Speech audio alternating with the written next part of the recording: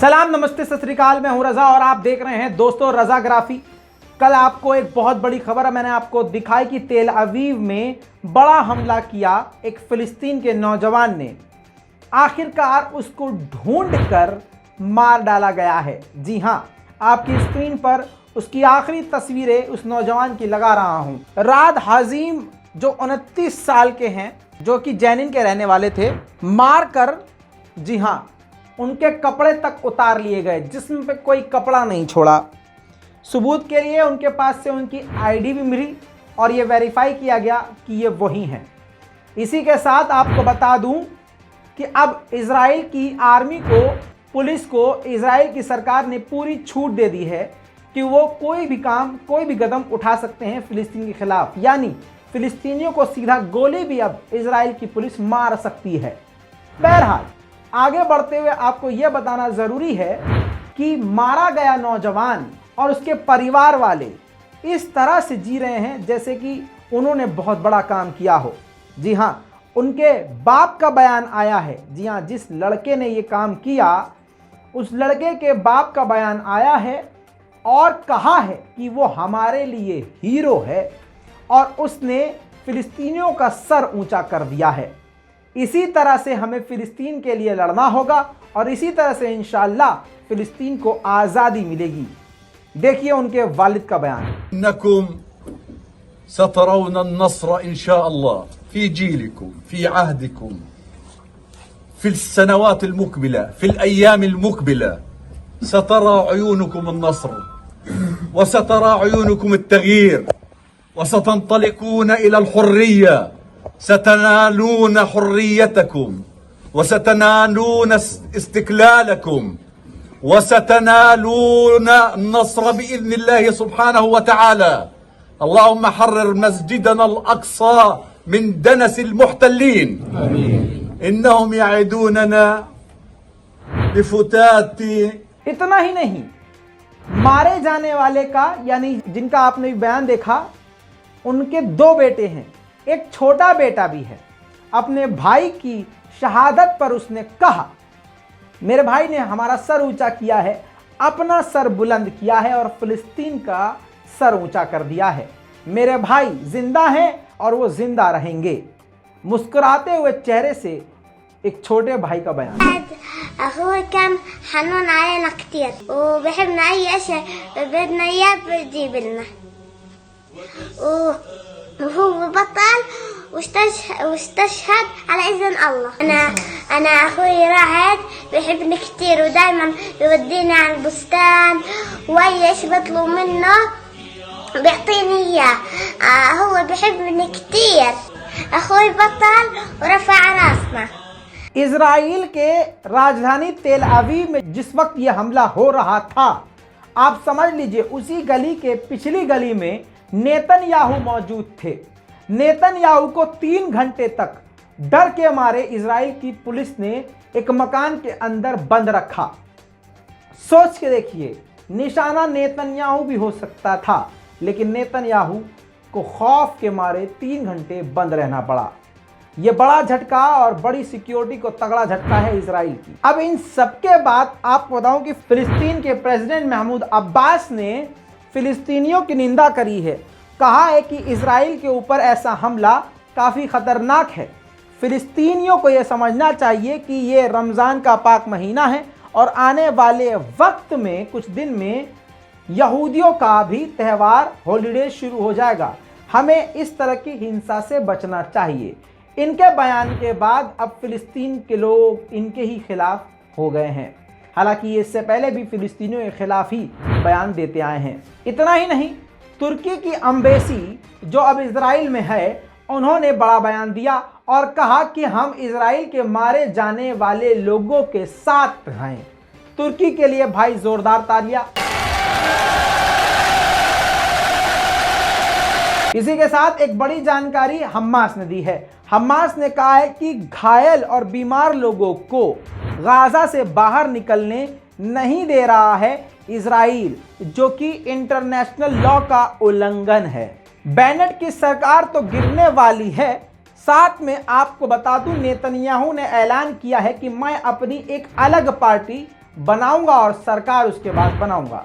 दोस्तों, एक बड़ी खबर आ रही है। फिलिस्तीन के प्राइम मिनिस्टर ने यूके के लीडर्स 15 लीडर से बात करके कहा है कि फिलिस्तीन अथॉरिटी को, फिलिस्तीन को रिकॉग्नाइज करे, उसको अलग स्टेट घोषित करे, अलग देश घोषित करे। ये सभी दंगे और फसाद का हल होगा।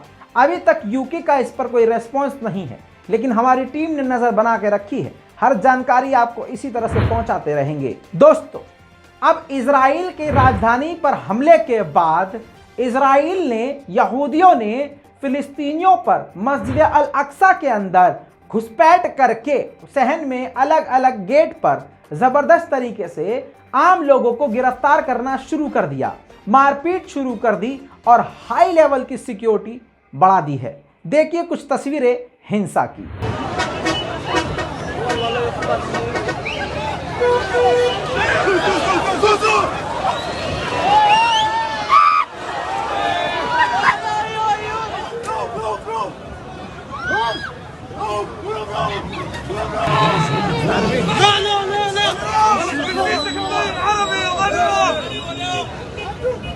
كلكم اولا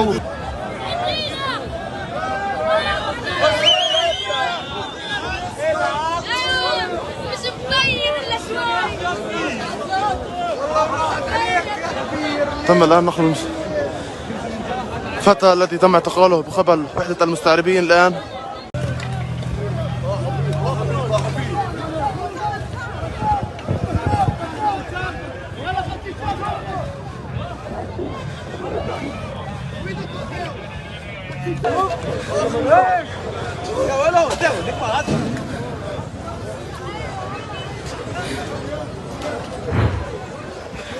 इजराइल के तेल अवीव के उस कैफे पर जहां पर अटैक हुआ, वहां पर यहूदी इकट्ठा हुए और शोक मनाया। कुछ नजारे आपके सामने।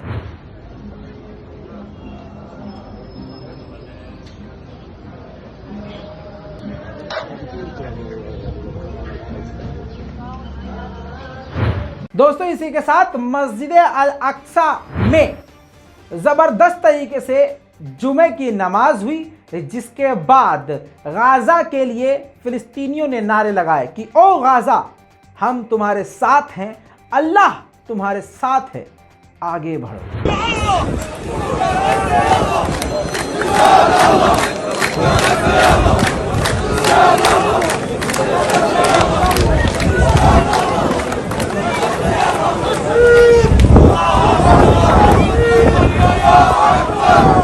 दिल को छू लेने वाली एक और वीडियो फिलिस्तीन के सोशल मीडिया प्लेटफॉर्म पर वायरल की जा रही है। एक सीसीटीवी फुटेज आपको दिखाना चाहता हूं। ये वही शख्स है, ये वही फिलिस्तीन का नौजवान है जिसने पहले ऑपरेशन किया तेल अवीव में, फायरिंग करी और उसके बाद वहां से सीधा ये मस्जिद गया, मस्जिद में नमाज पढ़ी। उसके कुछ घंटे के बाद इजराइल की गोलियों ने इसको भून दिया। इसी के साथ मैं मस्जिद अल अक्सा की आपको खूबसूरत प्यारी तस्वीर दिखाना चाहूँगा। आपकी स्क्रीन पर यह मस्जिद अल अक्सा में तरावी हो रही है। जी हाँ, जुमे का दिन और ये तरावी का खूबसूरत मंजर। उम्मीद है मुझे कि आप इस तरावी के मंजर को देखने के बाद खुश ज़रूर हुए होंगे और मस्जिद अल अक्सा पर बनी ये ख़ास रिपोर्ट अपने दोस्तों को शेयर करना नहीं भूलेंगे। जेरूसलम के इलाके में किसी को भी रोककर शक के बिना पर इजराइल की मिलिट्री किसी को भी बुरी तरह से पीट रही है। देखिए।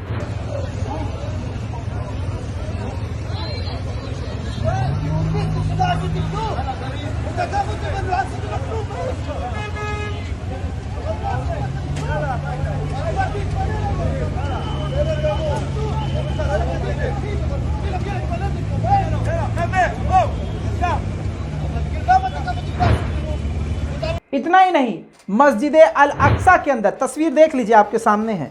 मस्जिद अल अक्सा के अंदर किस प्रकार से मारपीट की जा रही है। ज़बरदस्ती किसी को भी घसीट के गिरफ्तार किया जा रहा है, किसी को ज़बरदस्ती मारा जा रहा है, खड़े रहने पर भी मारपीट दिया जा रहा है। ये हरकत लगातार जारी है।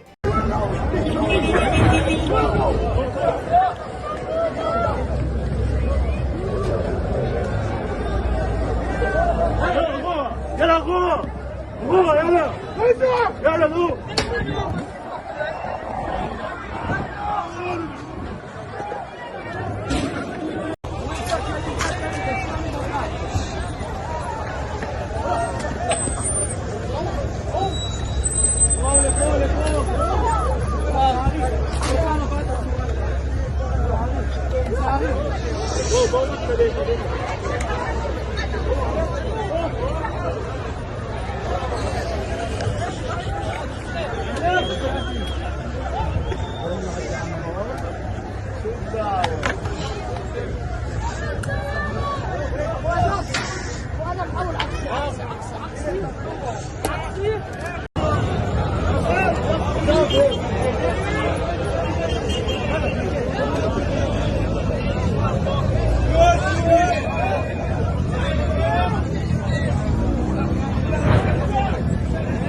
इसी के साथ जो कल कांड हुआ, फिलिस्तीनी एक नौजवान ने दर्जनों यहूदियों को घायल कर दिया, कई यहूदियों को मौत की घाट उतार दिया। इस वक्त जो भी वारदात हो रही थी, पहली बात तो इसको इजराइल जो है छुपाना चाह रहा था, क्योंकि वहाँ की सरकार खुद ही लगभग गिर चुकी है। ऐसे में वहाँ की मीडिया ने ज़बरदस्त तरीके से कवरेज किया और सारी दुनिया में दिखाया कि इजराइल को टक्कर देने के लिए एक अकेला नौजवान किस तरह से आगे आ सकता है, और इजराइल के लिए एक बड़ा चैलेंज हो गया है। अब इजराइल इतना भड़क गया कि उसने अपनी मीडिया रिपोर्ट देखी, अपनी मीडिया को ही धमका दिया, और मीडिया को धमकाते हुए कहा कि ये रियलिटी शो ससुरे बना रहे हैं। मतलब इतना बड़ा आतंकी हमला हो रहा है और ये मीडिया वाले उसको पूरा रियलिटी शो बना रहे हैं। खैर दोस्तों, ये थी फिलिस्तीन की सबसे स्पेशल रिपोर्ट। अब आप इस रिपोर्ट के बारे में क्या कहते हैं, अपनी राय कमेंट में लिखिए, हमें दुआ में अपने याद रखिए और रिपोर्ट को शेयर कीजिए। फिलिस्तीन और इजराइल के ऊपर बनी हुई हर रिपोर्ट को आपको शेयर करना ज़रूरी है, क्योंकि कोई नहीं बोलता है इस मैटर पर।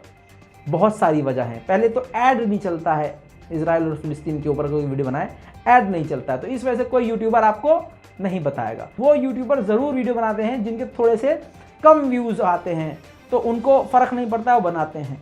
लेकिन जो बड़े यूट्यूबर होते हैं 1 मिलियन से ऊपर वाले, उनको पता होता है कि हम इतनी 8-10 मिनट की रिपोर्ट बनाएंगे, पैसा आएगा कुछ नहीं, मतलब कुछ होगा नहीं, ऐड चलेगा नहीं, तो बेचारे बनाते ही नहीं है, बहुत कम लोग बनाते हैं।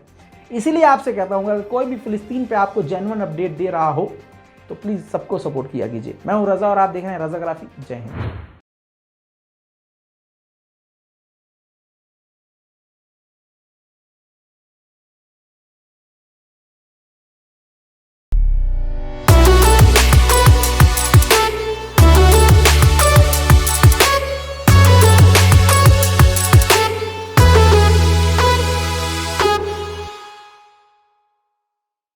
तो दोस्तों, ये हैं वो लोग जिन्होंने बहुत हमारी मदद करी है, और इन सभी का तहे दिल से शुक्रिया।